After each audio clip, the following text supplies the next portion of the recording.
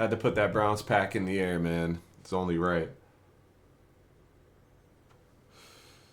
But what is up, Steelers Nation? Your Pittsburgh Steelers have just defeated the Cleveland Browns 27-14 to improve us to 10-3 on the season, which is incredible. I knew at the beginning of the year that this was going to be a good year for us. It just felt different. The team felt like it gelled really well, and it felt like we had a lot of pieces. I know a lot of the season we were talking about a receiver, be that as it may. The rest of the roster, offense, defense, and special teams, just seemed like a very solid unit from the get-go at the beginning of this year. But I will admit, 10-3 even for me seemed like a bit of a stretch.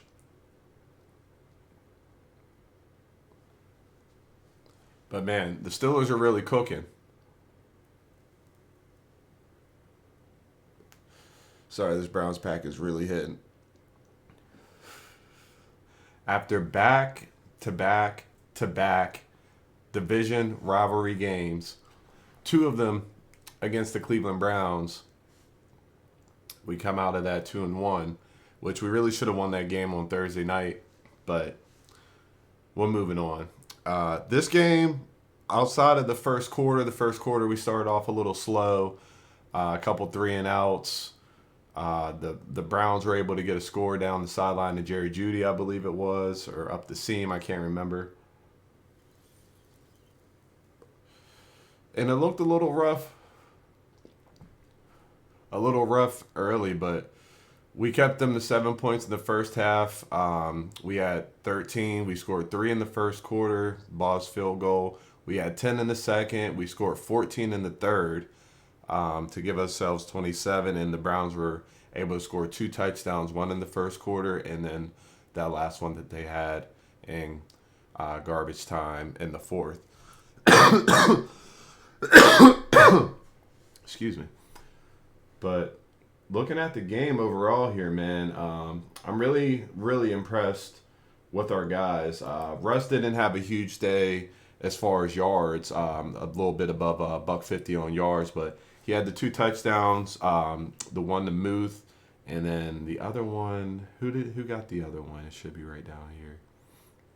Van Jefferson, that's right.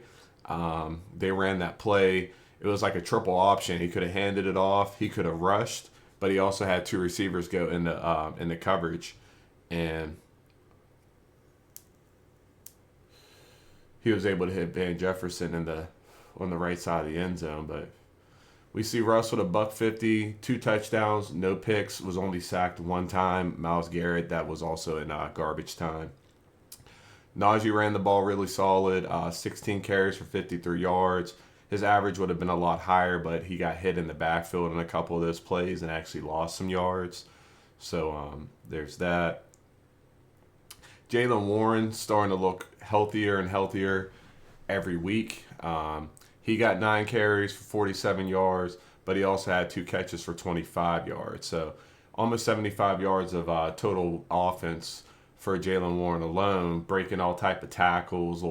They call him the bowling ball, and I think that name fits because he just kind of bounces off of people. People bounce off of him, and he's able to keep those legs churning, whether he's going forward, sideways, backwards, whether he's jumping, diving through the air for extra yardage. Jaylen Warren is a spark plug on our team that cannot go understated. Russ even had a scramble. He had a read option, and I think he picked up a first down. It was like a 5 or 6 yard scamper. Man, this Browns pack is hitting. He was able to get some yards. Cordell Patterson, unfortunately, had that fumble late in the game. We can't have that. I believe that's his first turnover on the year. So we're not going to harp on him too much. I like what Cordell Patterson brings to the team.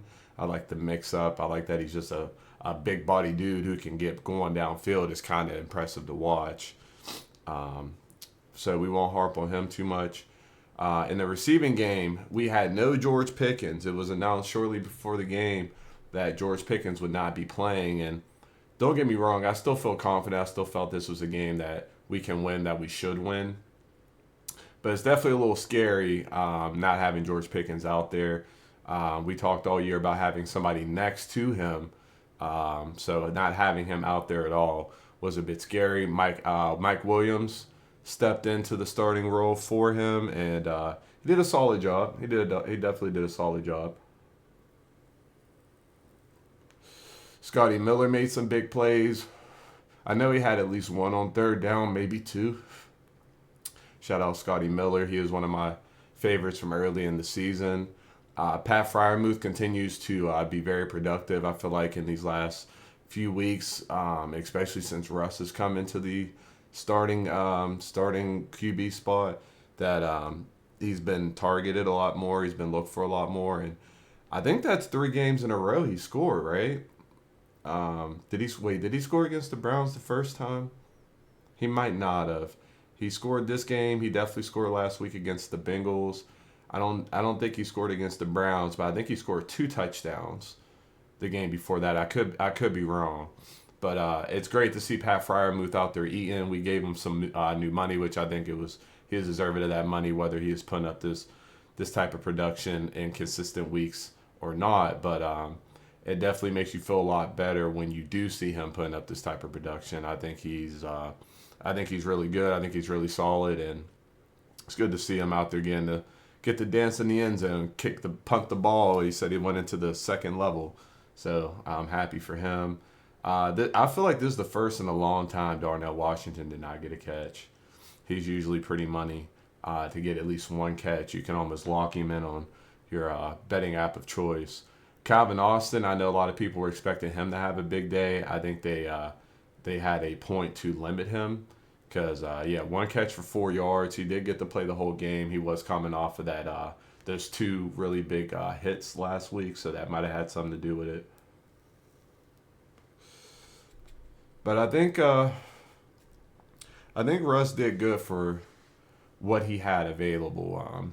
Sometimes, I'm not comparing him to these people at all, but the Tom Brady's, the Peyton Mannings, and Peyton Manning had really good receiving options. Speaking of Peyton Manning, but there's always the little speedy, shifty guy that can kind of just work the middle, work the seam. Doesn't even have to always be a vertical threat, but can work sideline to sideline. Just knows how to get open, knows how to settle in between coverages and where the holes in the coverage are at.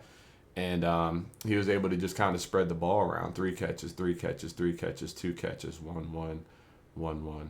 Unfortunately, these went for negative yardage. But be that as it may, very solid.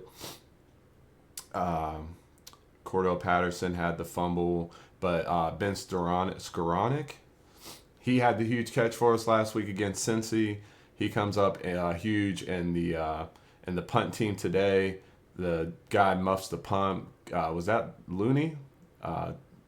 Some Looney. They play for Kansas City. So he was able to get us a free possession on that. He muffed the punt. He was right there, aggressive, grabbed the ball, and got us a position in their territory, led to a touchdown. And then when we moved the defense, man, a guy I've been singing his praises all year. He's got to make the Pro Bowl. He's got to be a lock for the Pro Bowl. Has to be. And hopefully even more than that, first team, second team, whatever. He should be in consideration up there. Patrick Queen continues to be very solid. I'm waiting for this guy to get a pick because I feel like a lot of the things he does are a lot of times unnoticed because we see him more in coverage than we do when he's actually making tackles. So I think that if he can get a pick or 2 here, you'll get a lot more spotlight on him. So Patrick Queen, very solid. Jerry Porter Jr., I think, had a pretty good game. Beanie Bishop, I was glad to see him get some more snaps. And just for full transparency, again, I did not really get to watch this game. This is why I didn't make a video really last week either, because I didn't get to see the game live. I was working. Same today. I worked through the whole game, but I listened to it, and then I did get a chance to kind of rewatch it a little bit within the same day, so that's why I'm making this video. And Cameron Hayward, man, 2 sacks from big Cameron Hayward. He's gonna mess around and get double-digit sacks on the season. I think he's got to be at 7 or 8. He's got to be close. Dude's probably going to make the first team at 35 years old. Um, Forgive me if I'm forgetting about another really good, you know, nose guard defensive tackle. I think he's a defensive tackle. That's out there that's really balling. But Cam Hayward, I'm a fan of Cam Hayward. But this year, this shit's impressive. Like he's really been balling. Peyton Wilson continues to be solid out there, very fast. TJ, I was really hoping he was going to get a sack.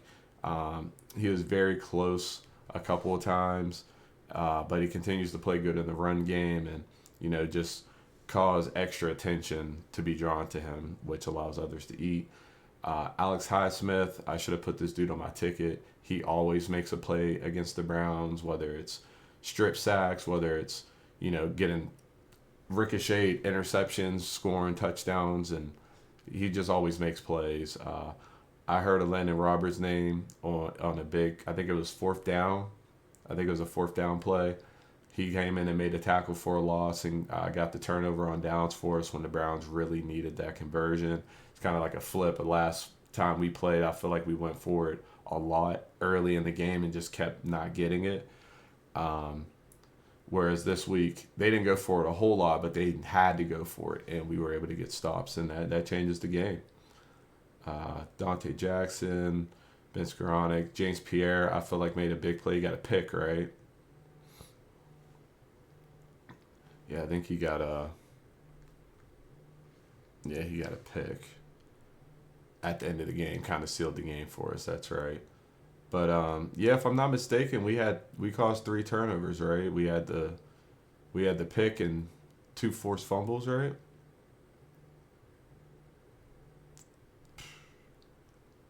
Oh, it's 2 picks. Yeah, we had 2 picks.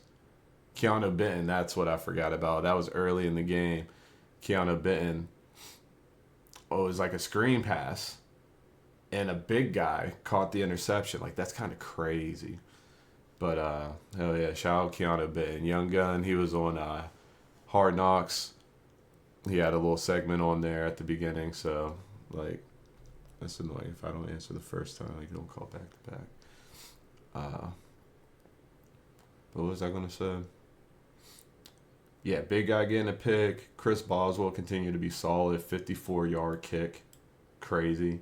3 for 3 on extra points, which we usually don't have to worry about. Scored 9 points. And Corliss Waitman, I think it's unsung that this guy's a left-footed kicker because the ball spins differently. Because we've seen a lot of muffs. I feel like we've seen a lot of people muff punts this year, like an extreme amount, like 6 or something. Like I'll have to go back and look, but I feel like it's been at least at least 5, if not more. But yeah, very solid win. 10-3. I believe it ties us with the Bills for second place. They just lost to the Rams, so they should be 10-3 as well. The Chiefs are only 1 game above that. I think they only have 2 losses, and we play them in a couple weeks. So first place in the AFC is definitely in contention here. We could definitely do that, but we can't get ahead of ourselves. We got to do this 1 game at a time. We got the Eagles coming up, which is always a tough matchup, and they're fucking rolling right now. They're a powerhouse, so we really got to take care of business in that game. But I think our team's built to win in multiple different ways, whether it's ugly, whether it's scoring a lot of points, whether it's offense winning the game, whether it's the defense winning the game, and our special teams unit just all around is very, very good. So shout out Danny Smith. But I think we got a chance here. I really do. And there's a lot of good teams out there. The Vikings are phenomenal. I'm only saying that because me and Mike were talking about them, and they went crazy today. The Lions are good. The Chiefs, the Bills are still out there. The Ravens. It's just there's a lot of good teams. So we got to take care of business, give ourselves the best seating and positioning we can for the playoffs, and let's get this money. So, all right, I'm out of here, but appreciate you guys. If you do like the video, please like the video, if that makes sense, and subscribe if you haven't already. But here we go, Steelers. GG's.